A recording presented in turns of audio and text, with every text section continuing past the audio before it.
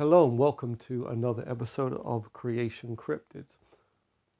So today we are going to speak about perhaps the most famous cryptid of all time, and that is Bigfoot.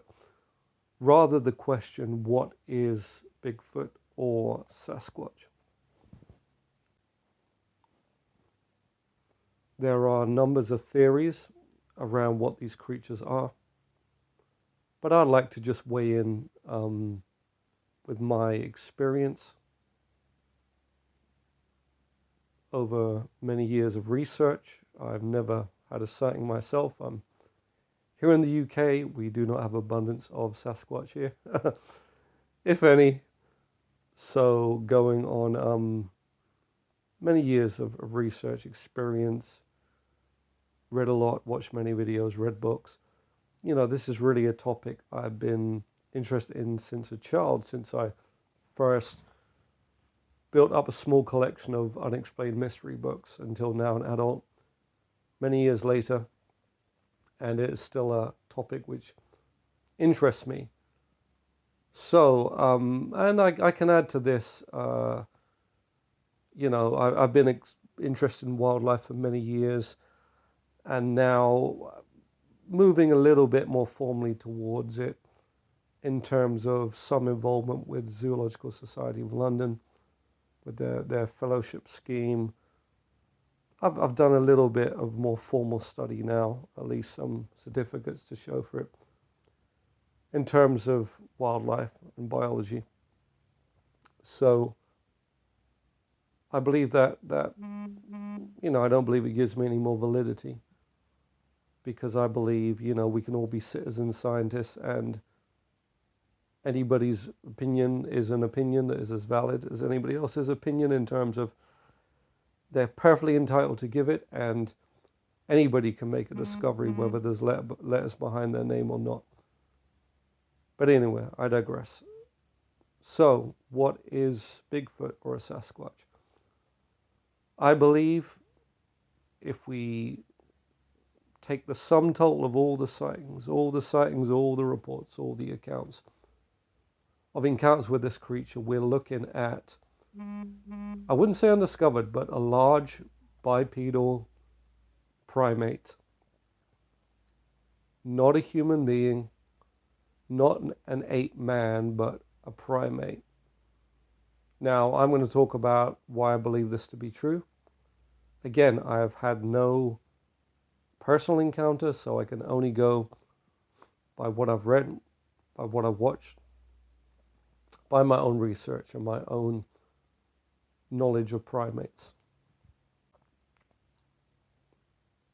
But I would, firstly, let me point to several reasons why they are not human, or quote-unquote a missing link, or on a branch of the human family. I mean, firstly, I don't subscribe to Darwinism, so I don't believe that one kind of animal can physically, scientifically, will change into another type of animal. I don't believe there's any scientific basis for that. It's not something you can observe, study, and test. And animals have genomes, and no new information is ever added. In fact, when you get a mutation, we're talking about missing information rather than adding information. And those mutations are never beneficial. So I would not class that Bigfoot in that way anyway, due to my own beliefs and philosophy about that. And so reasons why Bigfoot, to my belief and through my research and study for many years, is not a human or some sort of subhuman creature. Number one, they don't build houses. They don't build huts. Even the most quote-unquote primitive of societies, where you talk about people in New Guinea or deep in the Amazon, who, by the way, are perfectly capable and intelligent human beings. They just live how they live because of circumstance. And lo and behold, when they meet quote-unquote civilization, well, now they can be as smart as anybody else. Their language certainly is no less complex. In fact, I'll tell you, some of the languages in New Guinea are some of the most interesting, complex languages in the world. In fact, it has 850 languages. Well, that's just Papua New Guinea. But even these people, living in the jungle, people call them Stone Age. I don't believe there's ever been a Stone Age. I think man has always been intelligent from our creation. And it's simply circumstance that dictates whether we use stone tools or metal. And I'd tell you this, the most eminent scientist in the world, if you threw him in the middle of the jungle, he is not going to be using, a metal knife. He's going to be using whatever he can to survive. Just because of how, and another thing, again, I'm digressing here, but I just think it's quite an important point is your circumstance environment will drive quote unquote progress. If you live in tropical environments, you just don't have, a tropical jungle. There's food all around you. It's warm. You don't need a heating system. There's so many reasons why you don't need to kind of press for those kind of innovations, which are more common in the Western world, which tends to be more temperate in climate. Because by necessity, we need, robust shelters. We need heating. We need, farming and things that are not such necessity in the tropics where food is more abundant and is year-round available as opposed to seasonal places. Anyway, even those most remote people, they build houses, they build huts, however rudimentary you view that as. Bigfoot does not make music. All cultures have some form of music, drumming, chanting at the very basic level, if we call it basic again. They have no language. Now, some people think that they do. Samurai chatter. What I think is that they're mimics, okay? I think they're just trying to mimic human speech in the presence of humans, and that's why we hear it. This other kind of grunting and mumbling that has been recorded, well, it just, again, it sounds like an ape chattering to me and, saying gibberish, kind of frustrating sounds. Now, within that, there can be more complex or a diversity of sounds like clicks and whistles. But at the end of the day, they are not, speaking a language that can be understood and deciphered and spoken to them. So I'd say that's another reason they are not human. Many other reasons they're not human. No human being is covered in thick hair, has that kind of muscle density and strength, much more like an ape. No human being is adult height, naturally between 7 and 10 foot, or even over 10 foot tall.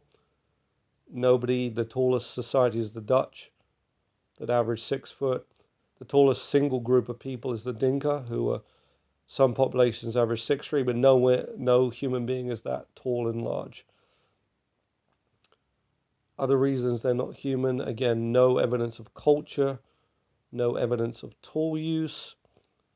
It's quite obvious that these are creatures that live in the wilderness and they act like animals, they don't act like people. So that's some of the reasons I'd say why they are definitely not, like a hairy tribe of Indians or something like that. So the reasons why I believe they are, in fact, a large, giant, if you would say, bipedal primate, an ape, is one, they are covered in hair like every other ape. Many reports of a conical head, which is a sagittal crest, which is to do with anchorage for very strong jaw muscles.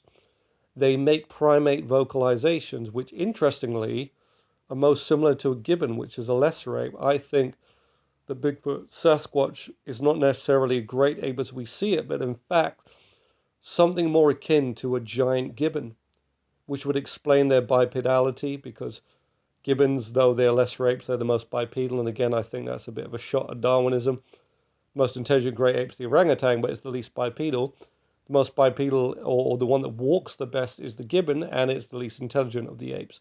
So again, there's no correlation or relation between bipedalism and intelligence. I think that's a Darwinist fallacy, personally. And I think the the closest thing I could describe Bigfoot to is actually a giant terrestrial, or at least when they're adult, largely terrestrial gibbon. Their vocalizations match up. Their whoops, their calls, many of them are very gibbon-like, and even their pelage, even the colors, the way you get some that are brown, some that are black, some that are reddish, even some that are white. Gibbons, amongst the apes, are the only ones that will have different color pelage, different color fur, but still be a gibbon. You get white gibbons, you get black gibbons, you get different colors of gibbons, yet you only get one color of chimp, pretty much one color of gorilla, and one color of orangutan. Red, black, and silvery black. Very little variation. Very little. Whereas Bigfoot variates very much like a gibbon. Why? They are apes. They hunt like an omnivorous ape, like a chimpanzee. They don't cook their food. They eat berries. They eat roots. They eat seafood. They eat freshwater clams. They hunt deer as well, just like a chimp will hunt monkeys. They are not cooking. They are living like an animal in the wilderness. They are very strong like an ape. They are very fast like an ape, even incredibly fast. And also their bipedalism is not at all like a human. They walk with a compliant gait, with a bent knee. They never lock the knee. They pick their feet up higher in their stride. Their stride is longer. The foot kind of goes for a little bit of a slight shift in angle. As it comes up, it angles inwards. It kind of is almost brought out, almost in a knock-knee way, out to the front and laid again in this almost straight line of footprints. It's actually a very efficient way. They almost seem to glide with this because they never lock the knee. They also, what we observe from the footprints and from video evidence and witnesses, is they have the mid-tarsal hinge or the mid-tarsal break. So the foot actually flexes in the middle, which again leads to this software walking that almost appears to be gliding, which can be observed in the Memorial Day footage. It can be observed in Dave Shealy's skunk ape footage, which I believe is 100% genuine. This gliding motion and other videos and witness reports is very apparent, almost like a cross-country skier. They have long arms. Their arms hang below the knees for the most part, like an ape. They wood knock or I think what a lot of what people think is wood knocks is actually them slapping trees, which chimpanzees will do. Apes will slap trees. A territorial aggressive sign normally, and obviously it's in the presence of humans because it's herd. They will bluff charge. They will tear things up if they, as a threat display. Just listened to one report recently about a Bigfoot that angry in the presence of humans and just started tearing things up. Very, very ape behavior to do that. They pant hoot. That's been recorded. Obviously whoop. They do ape-like vocalizations. People sometimes say that they smile. Now, animals don't smile. If an animal is shown its teeth, it's either fear or it's a intimidation thing. So apes will often, what we think is smiling is because they're scared. Other animals will show their teeth, like a lion will open its mouth, show its teeth as a threat. Say, hey, look, I've got big teeth, don't mess with me. So people think this creature's smiling at them, it's baring its teeth, it's a threat display, or the creature itself is feeling intimidated. It is not smiling. That's very ape. The Patterson Gimlin film, somebody's observed that you can kind of see an ape-like lip roll in the baring of teeth as she walks away, which is, again, she's scared. She wants to get out of there. Another thing I'll point out was very interesting is the dermal ridges. One thing that to me is absolutely conclusive, we're dealing with a real flesh and blood animal, not a spirit animal, not an alien entity, which I think is really a load of rubbish, is because we have footprints and they have dermal ridges which cannot be fake pretty much. And the way their dermal ridges are configured is very interesting. Human beings, dermal ridges are horizontal.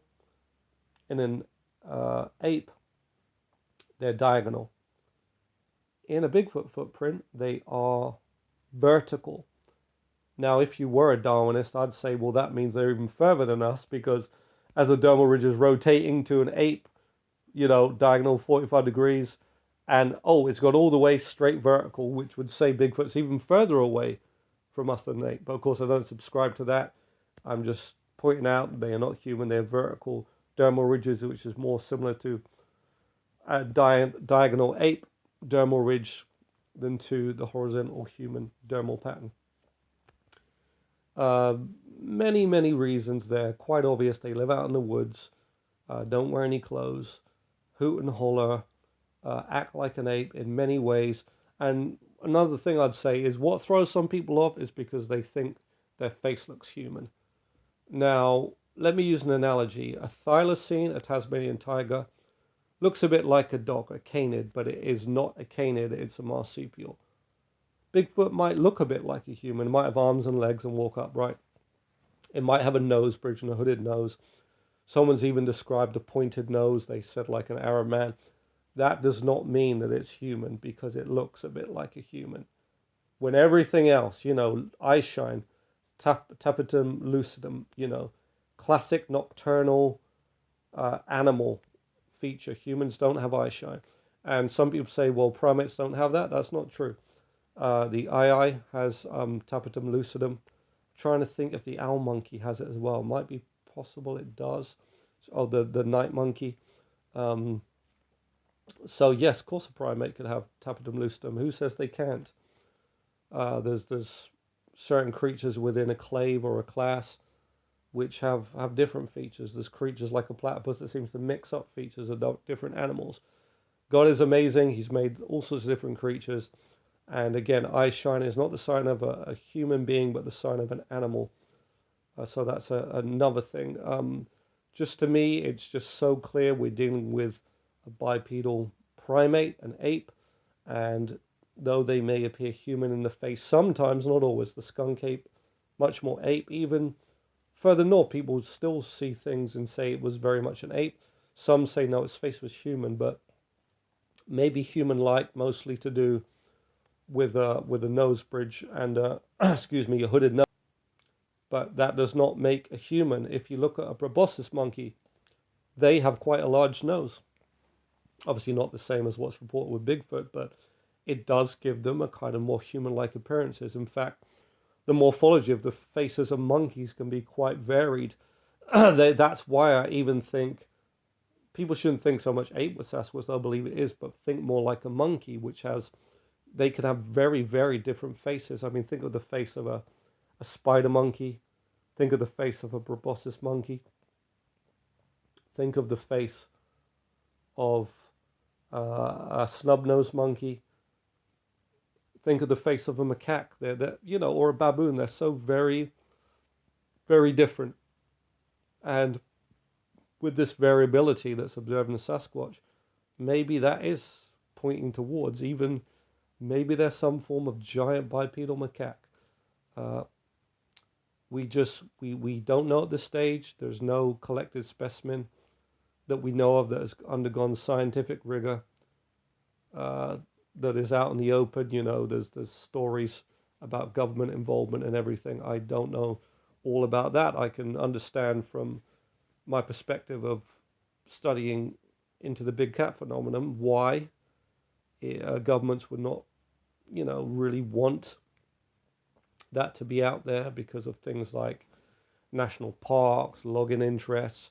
And I think because governments kind of have the attitude where they want to seem like they know everything and they're all powerful, and if they kind of admit that there's kind of this giant ape or monkey or gibbon that's been walking around the United States, and they didn't know about it until like the 1950s and 60s, then it looks very bad on them. In the same vein, in the UK and US, Australia, where black panthers are seen, if these things have been around for a long time, or even, as I believe, are actually an endemic species to some of these places, distributed mentalistic leopards, then the government, didn't know about them till very recent. So again, doesn't look so good. But let me again get back to the point in hand. What is Bigfoot? I believe Bigfoot is a bipedal primate. I share that view with researchers like Cliff Barackman. I know I'm not alone in believing that. I think it is the most obvious and realistic explanation. I do not want to go into the supernatural argument. I believe that has some validity, although the way I believe it is valid doesn't take away from the argument for Bigfoot being an animal. And extraterrestrial, well, that's a whole nother kettle of fish, which I don't touch with this podcast. And if it helps anybody, that stuff is demonic. Anyway, thanks for listening again. Please like, share, and subscribe. Please feel free to leave a comment and let me know your opinion of what Bigfoot really is. I've told you what I believe. And if a time does come when we do have a kill that is managed to be kept away from the government and pictures and independent analysis is allowed out into the public domain, I think it will be very clear what these things are, which is an amazing, large, undiscovered bipedal primate living in North America. It is the North American wood ape.